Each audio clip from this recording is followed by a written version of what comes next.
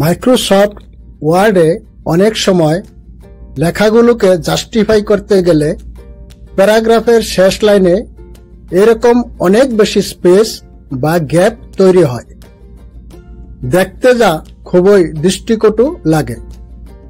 তো এই সমস্যা অতি সহজেই দূর করা যায়। আসুন দেখে নিই কিভাবে।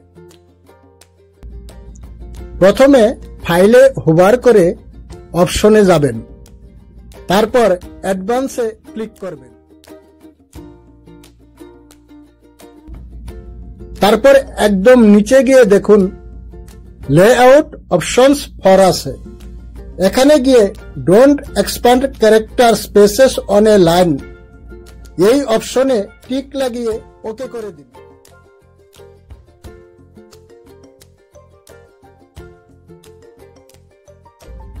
দেখুন সমস্যার সমাধান হয়ে গেছে।